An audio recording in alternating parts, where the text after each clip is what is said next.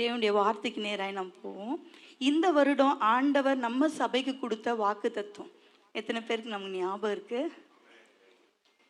எரேமியா 18:6 சொல்லாம அந்த வசனம், அந்த மைய கருத்து என்ன, அல்ல மைய பொருள் என்ன சொல்லப்பட்டிருக்கு? களிமண் குயவன் கையில் இருக்கிறது போல நீங்கள் என் கையில் இருக்கிறீர்கள். இந்த வாக்கு தத்துவத்தை தேவன் இந்த ஆண்டு நமக்கு கொடுத்திருக்கிறார். களிமண் எப்படி ஒரு குயவன் கையில் இருக்கோ அது போல இங்க இருக்கிற நம்ம ஒருவரும் தேவனுடைய கரத்தில் இருக்கிறோம். எவ்வளோ ஒரு ஆசீர்வாதமான வாக்கு தத்துவம்.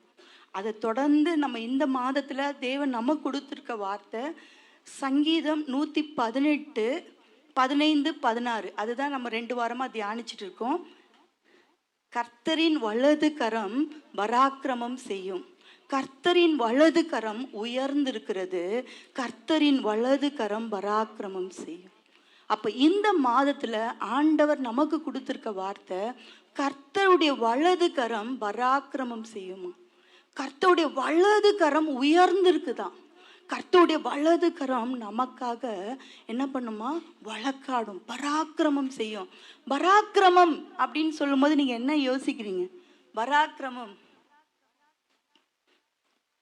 நான் அது கூகுளில் தான் எடுத்தேன். பராக்கிரமம் என்பது தேவன் தம்முடைய மக்களின் நன்மைக்காக செயல்படுத்துகிற எதிர்க்க முடியாத ஒரு தெய்வீக சக்தியம். பாருங்க, பராக்கிரமம்னா தேவன் தம்முடைய மக்களின் நன்மைக்காக செயல்படுத்துகிற ஒரு எதிர்க்க முடியாத ஒரு தெய்வீக சக்தி. அது ஒரு வலிமையா, ஒரு சர்வ வல்லமையா. அப்ப ஆண்டவர் இந்த மாதத்துல ஆண்டவர் சொல்றாரு, அந்த யாரும் எதிர்க்க முடியாத ஒரு தெய்வீக சக்தி ஆண்டவர் இந்த நாள்ல அவருடைய கரம் அதுக்குள்ள நம்ம இருக்கிறோம். எவ்வளோ பெரிய விஷயம் பாருங்களேன். எரேமியால அழகா ஒரு வார்த்தை இருக்கு. 20:11 யாராவது வாசிங்களேன்.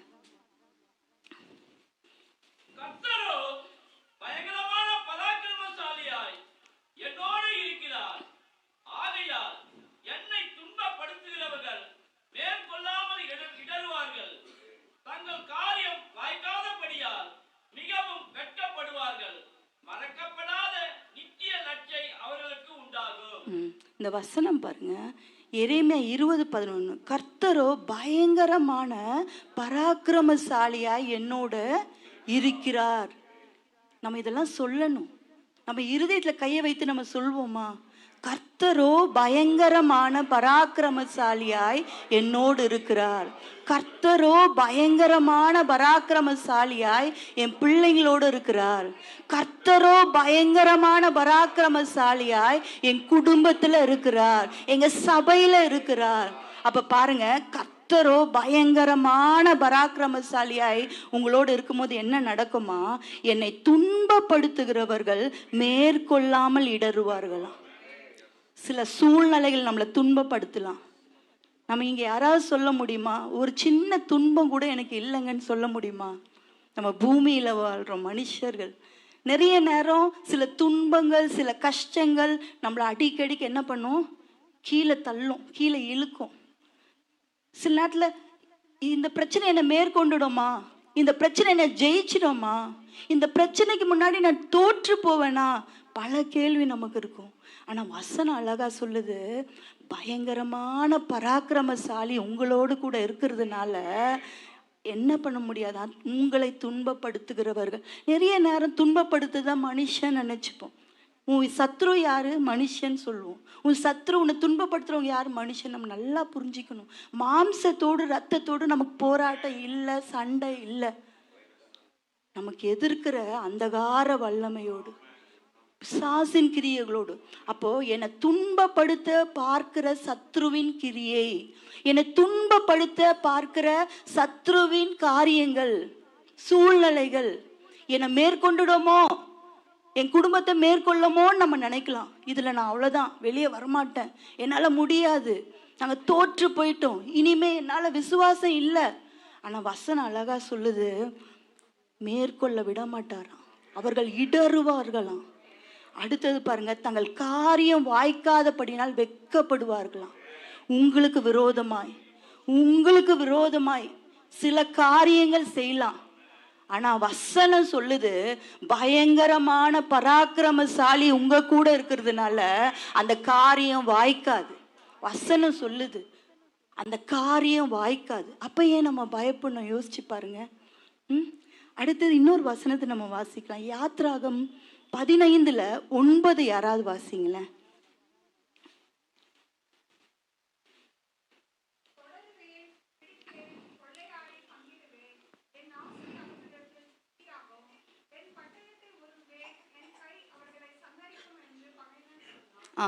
பகைஞன் என்ன சொல்றானா, சத்துரு என்ன சொல்றானா, தொடருவேன். சில பிரச்சனை நம்மளை தொடருதா?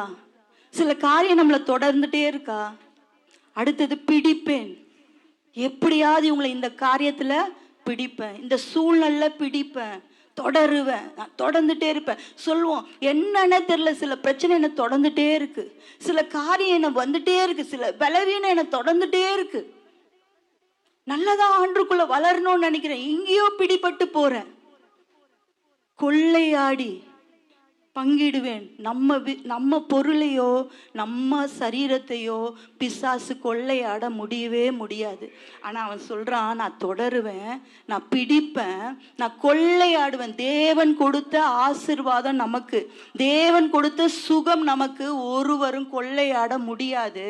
ஆனா அவன் சொல்றான், என் ஆசை அவர்களிடத்தில் திருப்தி ஆகுமா. நிறைய நேரம் சத்ரு சிலரை அவன் வேலையை செய்ய, அவன் ஆசையை திருப்தியாக்க பயன்படுத்துகிறான். நிறைய நேரம் நம்ம நினைக்கிறோம், இவங்க ஏன் பகைக்கிறாங்க, இவங்க ஏன் இந்த காரியம் செய்யறாங்க. ஆனா சத்ரு அவன் ஆசையை திருப்தியாக்க பயன்படுத்துகிறான். நம்ம கவனமா இருக்கணும், ரொம்ப கவனமா இருக்கணும். அப்ப அடுத்தது பாருங்க, என் பட்டயத்தை உருவேன். பட்டயத்தை உருவானா. இதெல்லாம் பார்த்தோன்னே பயந்துருவோம். இந்த சூழ்நிலை எல்லாம் பார்த்தோன்னே நம்ம வாழ்க்கையில் சில காரியம் நடக்கும்போது, ஐயோ தொடர்ந்துட்டே இருக்கு, இந்த காரியம் தொடர்ந்துட்டே இருக்கு, இந்த பிரச்சனை தொடர்ந்துட்டே இருக்கு, என்னை பிடிக்கிற மாதிரி இருக்கு, எங்கேயோ நான் கொள்ளையாடி போயிட்ட மாதிரி இருக்கு. ஆனா அடுத்த வசனம் வாசிங்களேன்.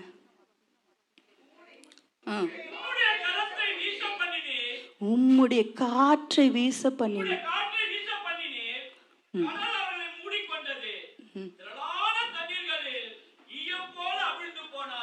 உம்முடைய காற்றை வீச பண்ணினீங்க. அவங்க எவ்வளோ காரியம் சொல்றாங்க பாருங்களேன், தொடருவேன், பிடிப்பேன். ஆனா ஆண்டவர் ஒண்ணுதான் அமிச்சார். என்ன பண்ணாரு? காற்றை வீச பண்ணினாராம். உம்முடைய காற்றை, ஆண்டவர் ஒரு வார்த்தை சொன்ன அற்புதம், ஆண்டவர் கட்டளையிட்டா அற்புதம், காற்றை தான் வீச பண்ணினார் அவரு. அவங்கெல்லாம் என்ன ஆனாங்களாம்? ஈயம் போல என்ன ஆயிட்டாங்களாம்? அமிழ்ந்து போயிட்டாங்க. அப்போ நம்ம ஏன் பயப்படணும்? யோசிச்சு பாருங்க. நம்மளுக்கு விரோதமாக சத்ருவின் கிரியைகள் இருக்கலாம், சில பிரச்சனைகள் நம்மளை தொடர்ந்துட்டு இருக்கலாம், சில காரியம் மீண்டும் மீண்டும் மீண்டும் என்னை பலவீனப்படுத்தலாம், சில காரியம் என்னை சோர்வடைய செய்யலாம். ஆனால் நல்லா தெரிஞ்சுக்கோங்க, பயங்கரமான பராக்கிரமசாலியுடைய கரம் உங்க கூட இருக்கு, நம்ம கூட இருக்கு. பயங்கரமான பராக்கிரமசாலியுடைய கரம் நம்ம கூட இருக்கும்போது யாரும் நம்மளை தொடர முடியாது, யாரும் நம்மளை பிடிக்க முடியாது, எதையும் நம்ம கிட்ட இருந்து கொள்ளையாட முடியாது. அப்போ இந்த நாட்கள்ல நம்ம சொல்லணும், பயங்கரமான பராக்கிரமசாலியா என் கூட இருக்கிறீங்க ஆண்டவரே. நிறைய நேரம் ஆண்டவர் வாக்குத்தத்தம் கொடுக்கிறாரு, வார்த்தை கொடுக்கப்படுகிறது நமக்கு. ஆனா எத்தனை பேர் அந்த வார்த்தை என் டே டு டே லைஃப்ல நான் அப்ளை பண்றேன்? யோசிச்சு பாருங்க. ஆண்டவர் இந்த ஆண்டு நீங்கள் என் கரத்தில் இருக்கிறீங்கன்னு சொல்லி இருக்கிறாரு. பயங்கரமான பராக்கிரமசாலியா நான் உன் கூட இருக்கிறேன்னு சொல்லி இருக்கிறாரு. ஆனா இந்த வார்த்தையை கேட்கிறோமே தவிர, இந்த வார்த்தையை என் லைஃப்ல நான் apply பண்றேனா, N day to day லைஃப்ல இந்த வார்த்தையை நான் நடைமுறைப்படுத்துறேனா? யோசிச்சு பாருங்க. எப்பயுமே வார்த்தைக்கு வல்லமை உண்டு, அது யாரும் மறுக்க முடியாது. வார்த்தை சொன்னதை நிறைவேற்றும். வார்த்தையில ஜீவன் இருக்கு, வார்த்தையில உயிர் இருக்கு. ஆனா அந்த வார்த்தை எப்போ என் வாழ்க்கையில நான் பார்க்க முடியும், அதோடைய அற்புதத்தை நான் பார்க்க முடியும், அதோடைய அதிசயமான செயலை நான் பார்க்க முடியும்னா, அந்த வார்த்தையை எனக்கு நான் சொந்தமாக்கிக்கணும், அந்த வார்த்தையை எனக்கு நான் சுதந்தரித்து கொள்ளணும். அந்த வார்த்தை எனக்கு தான் சொல்லி தேவ சமூகத்துல விசுவாசத்தோடு அப்ளிகேஷன் பண்றோம் தெரியுங்களா? என் லைஃப்ல, பிராக்டிக்கல் லைஃப்ல அப்ளை பண்றோம் தெரியுங்களா? அன்னைக்கு அந்த வார்த்தையுடைய மகத்துவத்தை நீங்க பார்க்க முடியும். அந்த வார்த்தையை அறிக்கையிடுவோம். வேதத்துல உள்ள வார்த்தைகளை அறிக்கையிடணும்.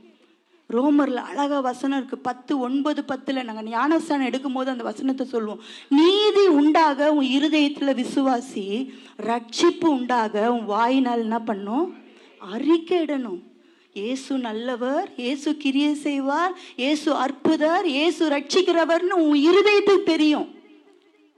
என்னைக்கு உன் வாயில அறிக்கை இருக்கிறோமோ அன்றைக்கு தான் அந்த வார்த்தை உங்க வாழ்க்கையில ரட்சிப்பாய் மாறும். உங்க வாயின் அறிக்கை ரொம்ப முக்கியம். உங்க வாயின் அறிக்கையில வசனத்தை அறிக்கையிடும் போது பிசாசு நடுங்குவான். நீங்க வசனத்தை பேசும்போது பிசாசு பயப்படுவான். உங்க முன்பாக இருக்க தோல்விகள் ஜெயமாய் மாறும். எப்ப தெரியுங்களா? உங்க வாயில வசனத்தை அறிக்கையிடும் போது. ரொம்ப முக்கியம். அதுதான் ஞானஸ்தானம் எடுக்கும் போது யோசிச்சு பாருங்க. நம்ம கிட்ட சொல்லுவாங்க, நம்ம சொல்வோம், சொன்ன உடனே அவங்க சொல்லுவாங்க, உன் வாயின் அறிக்கையின்படியே நான் உனக்கு என்ன பண்றேன்? ஞானஸ்தானம் கொடுக்குறோம். தேவனுடைய வாயின் அறிக்கையின்படியே, உங்களுடைய வாயின் அறிக்கையின்படியே. அப்ப யோசிச்சு பாருங்க, வசனம் சபைக்கு தேவன் கொடுத்துட்டார். ஆனா எப்போ என் லைஃப்ல அது அப்ளிகபிள் ஆகும், எப்போ நான் அப்ளை பண்ணுவனோ அப்போதான் அதோடைய மகத்துவத்தை பார்க்க முடியும், அதோடைய பராக்கிரமத்தை பார்க்க முடியும், அது செயல்படுகிற விதத்தை நம்மளால பார்க்க முடியும். அப்போதான் விசுவாசம் எனக்குள்ள வளரும், அப்போதான் என் ஆவிக்குரிய வாழ்க்கை வளரும். ஆனா நிறைய நேரம் நம்ம பிசாசுக்கு நல்லா தெரியும், அறிக்கையிடவே விட மாட்டான். வசனம் உங்க சபைக்கு என்ன வசனம் அழகா சொல்லிடுவோம். ஆனா என் லைஃப்ல apply பண்றேனா, N day to day லைஃப்ல அந்த வசனத்தை நான் அப்ளை பண்றேனா, ரொம்ப கடினம். அப்ப யோசிச்சு பாருங்க, இந்த நாட்களில நம்ம வாழ்க்கையின் ஜெயம் நம்ம கிட்ட தான் இருக்கு, நம்ம வாழ்க்கையின் வெற்றி நம்ம கிட்ட தான் இருக்கு, நம்ம வாழ்க்கையில கர்த்தருடைய மகத்துவம் வெளிப்படுறது நம்ம கையில தான் இருக்கு. அப்ப இந்த நாட்களில தேவனுடைய வார்த்தையை நம்ம என்ன பண்ணணுமா? அறிக்கையிட பழகணும். தேவனுடைய வார்த்தையை சொல்ல பழகணும். ரேமாவாய் அந்த வார்த்தை நமக்கு வரணும். பைபிள்ல வசனங்கள் இருக்கு, ஆனா எந்த வார்த்தை உங்களை தொடுதோ, அந்த நீங்க வாசிக்கும் போது எந்த வார்த்தை உங்களோட இடைப்படுதோ, எந்த வார்த்தை உங்களை அழ வைக்குதோ, அந்த வார்த்தை ரேமாவாய் உங்க வாழ்க்கையில வரும். ஆண்டவர் உங்களுக்கு கொடுக்குற அன்னைக்குரிய ரேமா உங்களுக்கு தெரியுமா? டெய்லி அந்த வசனத்தை எடுக்கிறோமா? கர்த்தர் உங்களோட பேசுகிற வார்த்தை தான் ரேமா வார்த்தை. அது உங்களுக்கு தினமும் நீங்க எடுக்கிறீங்களா? அந்த வசனத்தை படிக்கிறீங்களா? யோசிச்சு பாருங்க. அப்ப வாயினால நம்ம என்ன பண்ணோம்? அறிக்கணும். அப்ப இந்த நாட்களில், இந்த வருஷத்தின் ஆரம்பத்துல இருக்கிறோம், சில காரியங்கள் நம்ம சைட் செய்யணும். ஆண்டவர் பக்கம் வசனம் கொடுத்துட்டார், அதை நிறைவேற்றாம விடவே மாட்டார். ஆனா நம்ம பக்கம் செய்ய வேண்டிய சில காரியங்கள் இருக்கு. இந்த வருஷத்தின் ஆரம்பத்துல இருக்கிறோம். ஆண்டவர் சொல்லியிருக்கார், நீங்கள் என் கரத்தில் இருக்கிறீங்க. அப்போ இந்த நாள்ல நம்ம செய்ய வேண்டிய ஒரு காரியம் என்ன தெரியுங்களா? யாருடைய கரத்துல நான் இருக்கிறேன், அவர் யார்? நம்ம இன்னும் இன்னும் இன்னும் அவரை அறியணும். நிறைய நேரம் சொல்லிட்டேன், அவர் யாருன்னு எனக்கு தெரியுங்க. என்னை ரட்சித்தார், எனக்காக ஜீவனை கொடுத்தார், எனக்காக மரித்தார். நம்ம மூளை அறிவு வச்சு 10 காரியம் கடகடன்னு சொல்லிடுவோம் நம்ம. ஆனா அவருடைய மகத்துவத்தை, அவருடைய ஆழத்தை அறியவே முடியாது. பல நாட்கள் அதனுடைய ஆழத்தை அறியணும். நிறைய நேரம் இயேசு எனக்கு தெரியும், ஆனா அவரை அறிகிற விதமா இன்னும் நான் அறியலை, அவருடைய அறிகிற பிரகாரமாய் நான் இன்னும் அறியலை. அப்போ இந்த நாட்கள்ல நீங்க உங்களுடைய ப்ரேயர் ஸ்டைலை மாற்றுங்க, உங்க ப்ரேயர் பேட்டர்னை மாத்துங்க. ஒரு டைரியும் ஒரு பெண்ணை எடுங்க. அவர் யார்? அவர் கரத்துல நான் இருக்கிறேன்ல, அப்ப அவர் யார்? நம்ம சொல்லாமே, நம்ம ஆண்டவர் யார்? சொல்லுங்களேன், யார் நம்ம ஆண்டவர்? பராக்கிரமசாலி, வேற யுத்தத்தில் வல்லவர், அதிசயமானவர், அற்புதமானவர். அப்போ நம்ம நிறைய காரியங்கள் நோட்ல எழுதி பாருங்களேன், 1000க்கு மேல் கூட நீங்க எழுதலாம். நான்லாம் சோர்ந்து போகும்போது அதான் பண்ணுவேன். அப்போ இந்த நாட்கள்ல ஆண்டவர் அவர் ஜீவனுள்ளவராக இருக்கிறார். முதல்ல அது நமக்கு தெரியணும். நம்ம ஆண்டவர் யாரு? ஜீவிக்கிற கர்த்தர், சதா காலங்களும் உயிரோடு இருக்கிறவர், எப்பொழுது நித்தியமானவர், எவர்லாஸ்டிங் காட். அது நம்ம சொல்லணும், எழுதணும். என் கர்த்தர் ஜீவன் உள்ளவர், உயிரோடு இருக்கிறவர், மரித்தார் ஆனா சதா காலங்களில் என்ன பண்றாரு? உயிரோடு இருக்கிறவர். அடுத்தது எங்கும் வியாபித்து இருக்கிறார். ஆண்டவர் எங்கும் இருக்கிறார். இதெல்லாம் நம்ம சொல்ல பழகணும். நம்ம ஆண்டவர் எங்கும் இருக்கிறார், எல்லா இடத்துலயும் ஆண்டவர் இருக்கிறார். அடுத்தது அவர் சர்வ ஞானி. அவருடைய ஞானத்தை எல்லாம் நம்மளால என்ன பண்ண முடியாது? ஆராயவே முடியாது. வானங்களை பார்த்தா அவர் ஞானம் வெளிப்படும். நம்மளை உருவாக்குனார் இல்லையா? நம்மள சரீரத்தில் இருக்க ஒவ்வொரு உறுப்புகள், ஒவ்வொரு செல்ஸ், ஒவ்வொரு நரம்புகள் எல்லாம் பார்த்தோன்னா அவருடைய சர்வ ஞானம் நமக்கு வெளிப்படும். அவருடைய படைப்புகளெல்லாம் ரசிச்சிங்கன்னா அவருடைய சர்வ ஞானம் உங்களுக்கு வெளிப்படும். அப்போ நம்ம எழுதணும், நீ ஜீவிக்கிறவர், நீ எங்கும் வியாபித்திருக்கிறவர், நீ சர்வ ஞானி. இதெல்லாம் நம்ம எழுத எழுத எழுத நமக்குள்ள ஆண்டவர் அந்த விசுவாசம் நமக்குள்ள என்ன பண்ணும்? பெருகும். அடுத்தது பாருங்க, உபாகம் 4:31 யாராவது வாசிங்க.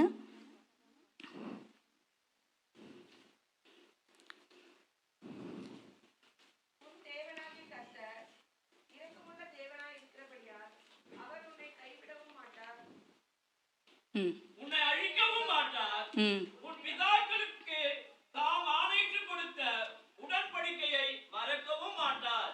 அடுத்த வசனம், தேவன் மனுஷனை பூமியில சிருஷ்டித்த நாள் முதல் உனக்கு முன் இருந்த பூர்வ நாட்களில் வானத்தின் ஒரு முனை தொடங்கி அதன் மறுமுனை மட்டுமுள்ள எவ்விடத்திலாகிலும் இப்படிப்பட்ட பெரிய காரியம் நடந்ததுண்டோ? இப்படிப்பட்ட காரியம் கேள்விப்பட்டது உண்டோ? அடுத்த வசனம், அக்கினியின் நடுவிலிருந்து பேசுகிற தேவனுடைய சத்தத்தை நீ கேட்டது போல யாதொரு ஜனமாவது கேட்டதும் உயிரோடு இருந்ததும் உண்டோ?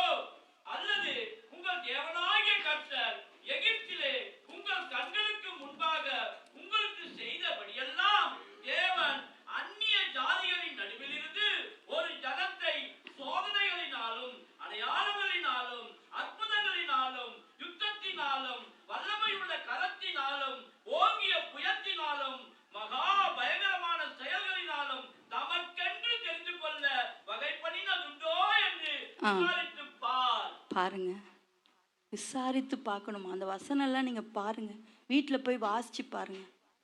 பூமியின் ஒரு முனை தொடங்கி அடுத்த முனை வரைக்கும் ஆண்டவர் இப்படிப்பட்ட தேவன் இருக்கிறாரா? அக்கினியின் நடுவில் பேசின தேவனை போல இப்படிப்பட்ட தேவன் இருக்கிறாரா? போய் விசாரின்றாங்க, போய் பார் எங்குமே அப்படின்னு. அப்போ நம்ம ஆண்டோடைய மகத்துவமும் நம்ம ஆண்டோடைய வல்லமையும் எவ்வளோ பெருசு பாருங்க. இந்த வசனத்தெல்லாம் நீங்கள் தனியாக உட்கார்ந்து வாசிக்கணும். இப்படிப்பட்ட தேவன் உண்டோ? யாராவது கேள்விப்பட்டிருக்கிறோமா? நம்ம ஆண்டவர் பட்சிக்கிற அக்கினியா இருக்கிறார். அடுத்தது ஆண்டோடைய நாமங்கள் எல்லாம் என்னைக்காவது சொல்றோமா? இன்னைக்கு பாடும்போது ஆண்டோடைய நாமத்தெல்லாம் நம்ம சொன்னோம்ல.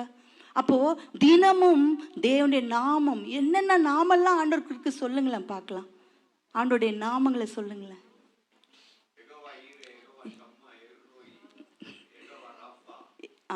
அப்ப பாருங்க, எகோவா தேவன் இருக்கிறவராகவே இருக்கிறாராம். எகோவான்னா இருக்கிறவராகவே இருக்கிறேன். அடுத்தது எலோஹிம் தேவன். அடுத்தது எகோவா நிசினா ஜெய கொடியா. என்னைக்காவது சொல்றோமா, இன்னைக்கு இந்த வேலையா போறேன் ஆண்டவரே, இந்த காரியம் நான் செய்ய போறேன், எகோவா நிசியா என் வாழ்க்கையில வெளிப்படுங்கன்னு என்னைக்காவது நம்ம ஜெபிக்கிறோமா? எகோவா ராஃபா சுகம் தருகிற தேவனா.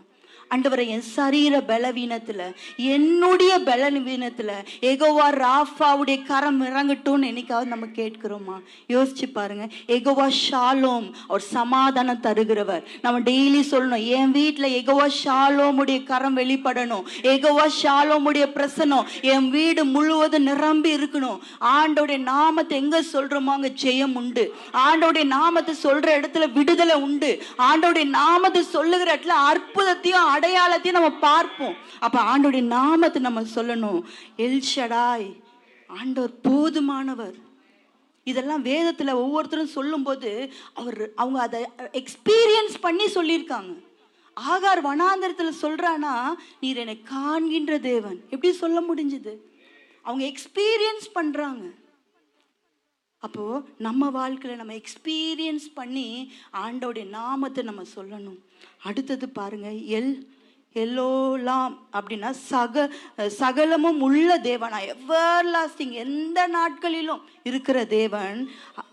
அப்புறம் அடோனாய், எஜமானன், என் எஜமானன். அப்போ இன்னும் நிறைய வார்த்தைகள் இருக்கு, நம்ம உட்கார்ந்து எழுதலாம். ஆண்டவர் எப்படிப்பட்டவரா நம்ம கூட இருக்கிறார் பாருங்க. யெகோவா ஈரே, என் தேவைகளை சந்திப்பவர், என்னுடைய எல்லா தேவைகளை சந்திப்பவர். ஆபிரகாம் அதை எக்ஸ்பீரியன்ஸ் பண்ணி அவர் என்ன சொல்றாரு? கர்த்தருடைய பர்வதத்துல பார்த்து கொள்ளப்படும். எக்ஸ்பீரியன்ஸ் பண்ணாரு அவர் லைஃப்ல. அதனால அவர் சொல்றாரு, அவர் கர்த்தருடைய பர்வதத்துல பார்த்து கொள்ளப்படும். அப்போ நம்ம வாழ்க்கையில ஆண்டோடைய நாமத்தை அதிகமா உச்சரிக்கணும். நிறைய நேரம் சத்ருக்கு இதெல்லாம் தெரியும், அதனால அவன் எதுவும் பெருசா நம்ம கிட்ட செய்யறத விட நம்ம நாவை அடைச்சிடுவான். வாய் திறந்து கர்த்தரை துதிக்க முடியாது, வாய் திறந்து இயேசுடைய நாமத்தை சொல்ல முடியாது. நம்ம சொல்லணும், என் வீட்டில் யெகோவா ஷாலோம் வெளிப்படணும், என் சரீரத்தில் யெகோவா ராஃபாவுடைய கரம் வெளிப்படணும். நம்ம சொல்லி பாருங்க, அந்த வார்த்தை சும்மா இருக்காது, அந்த வார்த்தை கிரியை செய்யும். அடுத்தது ஆண்டோடைய குணங்கள் எல்லாம் நம்ம எழுதலாம். எவ்வளோ இருக்கு பாருங்க எழுத. இதெல்லாம் எழுத எழுத என்ன ஆகும் தெரியுங்களா?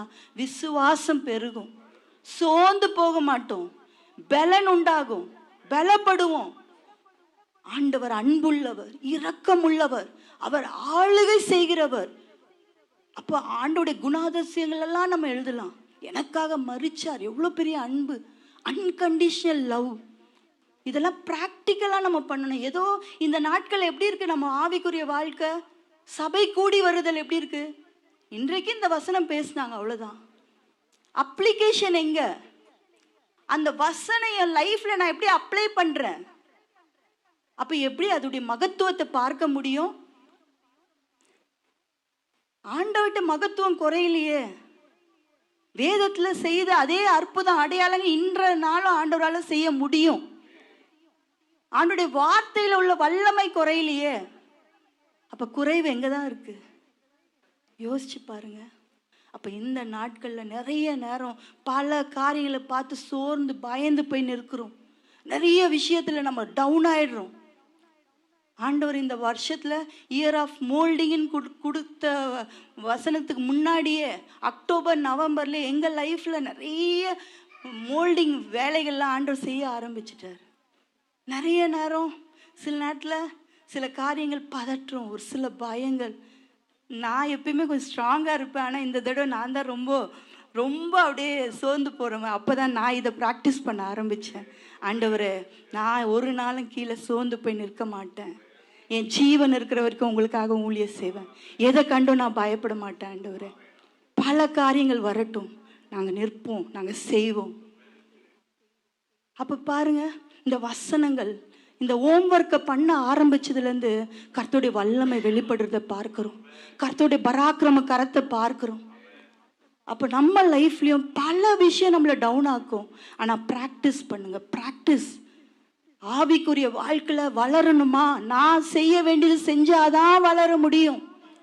அப்போ இந்த சிலுவை தியான நாட்கள் வருது. இந்த நாட்களில் நிறைய யார் நம்ம ஆண்டவர் இன்னும் அறியணும், இன்னும் அறியணும், இன்னும் அறியணும் எழுதுவோம். அவருடைய குணங்கள் எல்லாம் என்ன, அவருடைய நாமங்கள்லாம் என்ன, எழுதி பாருங்க. உங்க வாழ்க்கையில் அவருடைய நாமத்தின் மகத்துவத்தை பார்ப்பீங்க, சாட்சி சொல்வீங்க. அப்ப இந்த நாட்கள்ல நம்ம ஒரு வசனத்தை வாசிப்போம். சங்கீதம் 14:5 யாராவது வாசிங்க. 14:5. அங்கே அவர்கள் மிகவும் பயந்தார்கள். தேவன் நீதிமானுடைய சந்ததியோடு இருக்கிறாரே, சிறுமைப்பட்டவனுக்கு கர்த்தர் அடைக்கலமாய் இருக்கிறார் என்று சொல்லி நீங்கள் அவருடைய ஆலோசனை அலட்சியம் பண்ணினீர்கள். சீயோனில் இருந்து இஸ்ரவேலுக்கு ரட்சிப்பு வருவதாக. கர்த்தர் ஒரு நிமிஷப்பா, 145 அதுல 3, 4, 5. 145ல 3, 4, 5.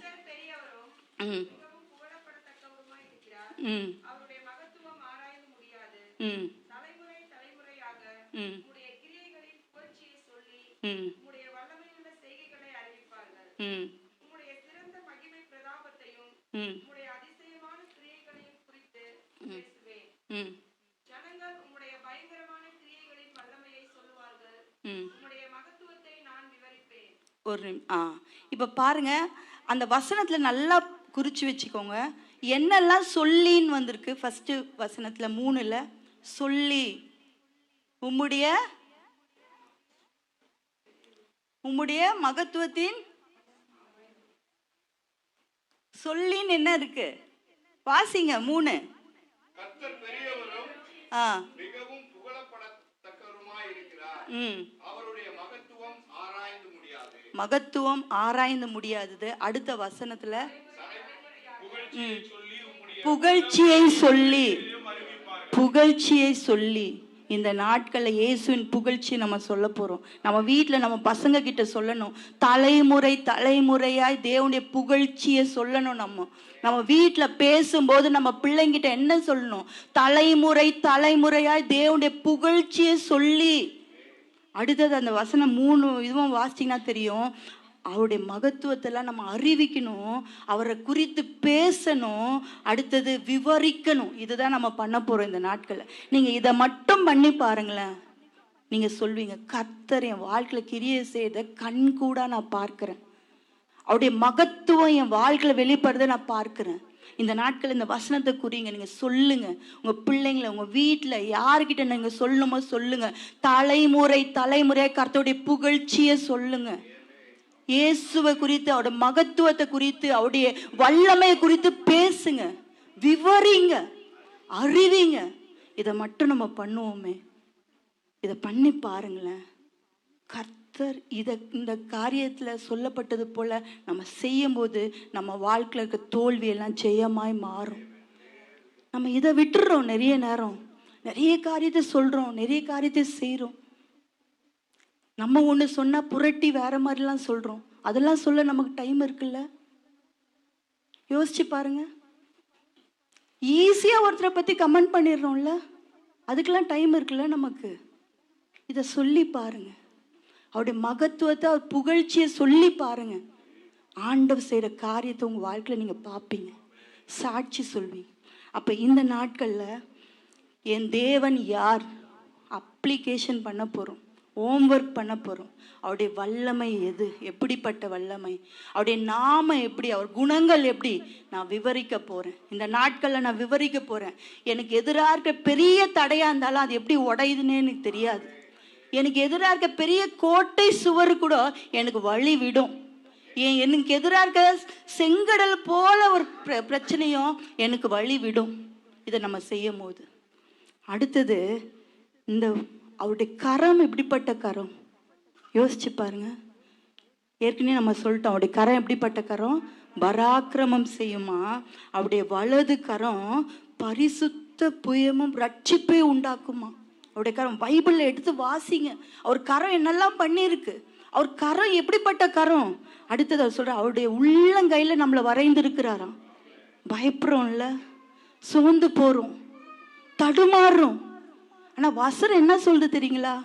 என் உள்ளங்கையில் உன்னை வரைந்திருக்கிற. யாருடைய உள்ளங்கை? அவர் யாரு? வானம் அவர் சிங்காசனம், பூமி ஒருவரும் சேராக்கூட ஒளியில் வாசம் பண்ணுகிறவர். அவர் சொன்னால் ஆகும், அவர் கட்டளையிட்டால் நிற்கும்.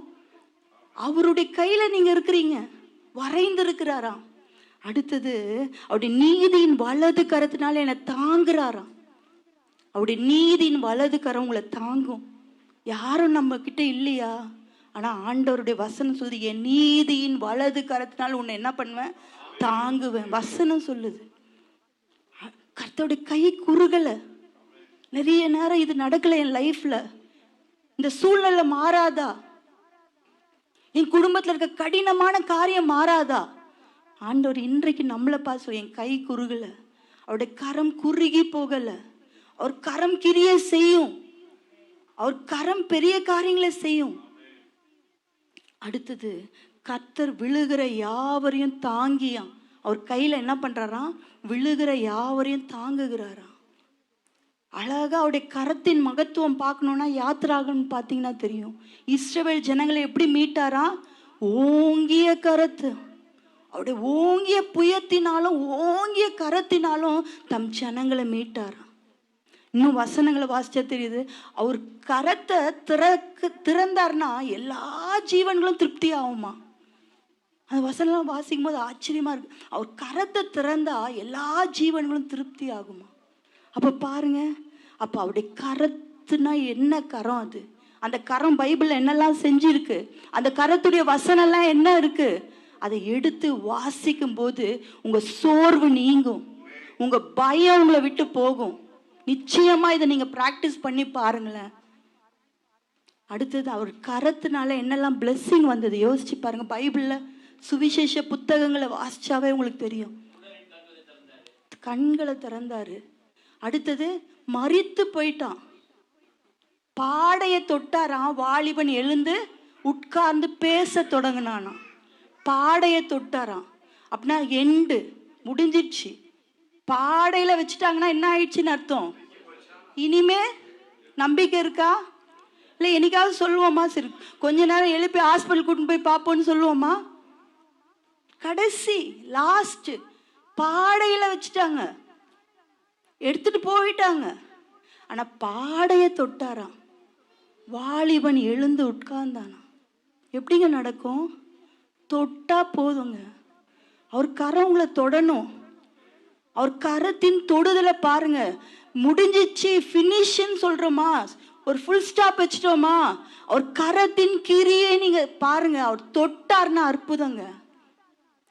எவ்வளோ வியாதியஸ்தர்கள் வந்து நிற்கிறாங்க, ஒரே ஒரு தொடுதல் சுகமானாங்களா? ஒரே ஒரு தொடுதல். கொஞ்சம் தான் இருக்கு, எடுத்து ஆசீர்வதிச்சாரா? பெருகுச்சா?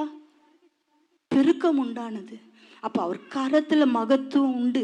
அவர் கரத்துடைய பிளஸ்ஸிங் எல்லாம் பாருங்களேன் நீங்க. அவர் கரத்துடைய கிரியைகளை நீங்க பாருங்க. இந்த நாட்களை ஏதோ நினைச்சு சோர்ந்து போக வேண்டாம். எந்தெந்த காரியமோ நம்மள ரொம்ப அழுத்தி நம்மளை டவுன் ஆக்கி நம்ம ஸ்பீடை டவுன் ஆக்க வேண்டாம். இந்த நாட்களை நம்ம ஓடணும், இயேசுக்காக நிற்கணும், சாட்சியாய் வாழணும். அதுக்கு என்ன பண்ணணும் தெரியுங்களா? அவர் யாரு? அவருடைய கரம் எப்படிப்பட்ட கரம்? அந்த கரம் என்னெல்லாம் பிளஸிங் கொடுத்துருக்கு? தமது கை, அவர் கை தொட்டா போதும். இன்னும் தாவீது சொல்லும்போது அழகா சொல்றார், நான் சமுத்திரத்தின் ஆழத்துல இருந்தாலும் நீ அங்கேயே என்ன பண்றீரு, உம்முடைய கை என்னை பிடிக்குதான், தாங்குதான். சமுத்திரத்தின் ஆழத்திலையும் அழகா தாவீது சொல்வாரு. அப்ப பாருங்க, அவர் அதை ருசிச்சு பார்த்திருக்கிறார். அவருக்கு முன்பாக பெரிய பிரச்சனை கோலியாத் வரும்போது அழகா சொல்றாரு, ஜீவன் உள்ள தேவனுடைய நாமத்தை நிந்திக்கிறதுக்கு இவன் எம்மாத்திரம். பெரிய பிரச்சனை தான். நம்மளா இருந்தா என்ன பண்ணுவோம்? நிறைய நேரம் அங்க தூரந்து பார்க்குற பிரச்சனை கிட்ட வச்சு பார்த்து பிரச்சனை மட்டும் பெருசா பார்க்குறோம். பிரச்சனைக்கு மேலாய் கிரியை செய்கிற கர்த்தரை பார்க்கறதே இல்லை. யோசிச்சு பாருங்க. இந்த நாட்கள்ல, இந்த வருஷத்தின் ஆரம்பத்துல இருக்கிறோம். நீங்கள் என் கரத்தில் இருக்கிறீர்கள் என்ற வார்த்தை உங்க வாழ்க்கையில நிறைவேறணுமா? கர்த்தருடைய பராக்கிரமத்தை பார்க்கணுமா? கர்த்தருடைய வல்லமையை பார்க்கணுமா? கர்த்தருடைய மகிமையை பார்க்கணுமா? இதை செய்யணும். நம்ம அவருடைய கரத்தின் பிளஸ்ஸிங் எப்படிப்பட்டது? சமுத்திரத்தின் கடையாந்திரங்களில் போய் தங்கினாலும் அங்கேயும் உமது கை என்னை நடத்தும், உமது வலது கரம் என்னை பிடிக்குமா. ஆண்டவர் நம்மளப்பா சொல்ல, எப்ராயிமே நான் உன்னை எப்படி கைவிடுவேன்? ஆண்டவர் சொல்றார், நான் உன்னை எப்படி கைவிடுவேன்? நீ என் கரத்துல இருக்க. நமக்கு மலை போல பிரச்சனைகள் இருக்கலாம், மலை போல காரியங்கள் இருக்கலாம். ஆனாலும் எல்லாத்துக்கும் மேலாய் இயேசு பெரியவர். இயேசு நாமம் பெரியது. ஜெயிப்போம். நமக்கு உலகத்துல உபத்திரம் உண்டு, ஆனாலும் உலகத்தை கர்த்தர் ஜெயித்தார். அவங்க பிள்ளைகள் நம்ம ஜெயிப்போம். ஏன் சோர்ந்து போகணும்? ஏன் ஜெபிக்கிறது இல்லை? ஏன் விசுவாசம் இல்லை? ஏன் பைபிள் வாசிக்கிறது இல்லை? ஏன் சபைக்கு வர்றது இல்லை? எங்கேயோ சத்ரு நம்மளை இழுத்து வச்சிருக்கிறான். இந்த நாள்ல என் வாய் திறக்கும். நீங்க அறிக்கை பண்ணீங்கன்னா பிசாசு நடுங்குவான். நீங்க அறிக்கை பண்ணீங்கன்னா பிசாசு பயப்படுவான். இந்த நாட்களை சொல்லுங்க. சிறு பிள்ளைகள் கூட சொல்லுங்க, இயேசு பெரியவர். நீங்க சொல்லணும் டெய்லி, இயேசு சமாதான காரணர் என் வீட்டுல யெகோவா ஷாலோம் வெளிப்படணும். தேவ தூதர் என் வீட்டுல உலாவணும். ஏன்னா கர்த்தர் நமக்காக பராக்கிரமசாலியாய் யுத்தம் பண்ணுகிறார். கர்த்தர் இது செய்யல அது செய்யல, அவர் நம்ம பின்னாடி எவ்வளோ செய்கிறாரு தெரியுங்களா? இஸ்ரவேல் ஜனங்களுக்கு என்னைக்காவது தெரியுமாங்க? பிழையாம கூப்பிட்டு வந்து பாலாக்கு என்ன பண்றாரு? சபின்னு சொல்றாரு. ஆளை கூப்பிட்டு 3 வாட்டி ஆட்களை அனுப்பி, உனக்கு என்ன வேணாலும் நான் கொடுக்குறேன்ப்பா, உனக்கு எவ்வளோ பணம் வேணாலும் நான் கொடுக்குறேன், நீ வாப்பா. வர வச்சு ஒரு மலை மேலே கூப்பிட்டு போய், இங்கே பார், இதுதான் இஸ்ரவேல் தேசம், இவங்க தான் மக்கள், நீ பார்த்து என்ன பண்ணு, சபிக்கணும்.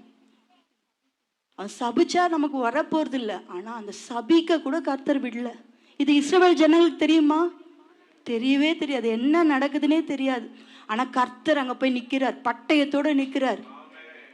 மீறி அவன் சொல்றான், அவரை மீறி என்னால் சொல்ல முடியலையே, சபிக்க வந்தவன் ஆசீர்வதிக்கிறேனே.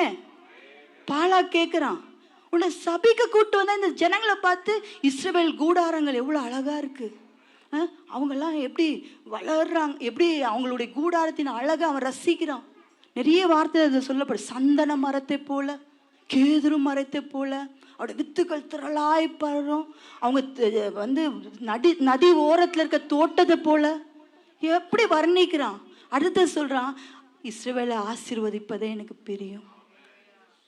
அவன் கேட்குறான் 3 தடவை, நீ இங்கேயாவது சபிப்பா, அடுத்த மலை கூட்டு போறான், இந்த மலையிலையாவது சபிப்பா, இன்னொரு மலை கூட்டு போறான்.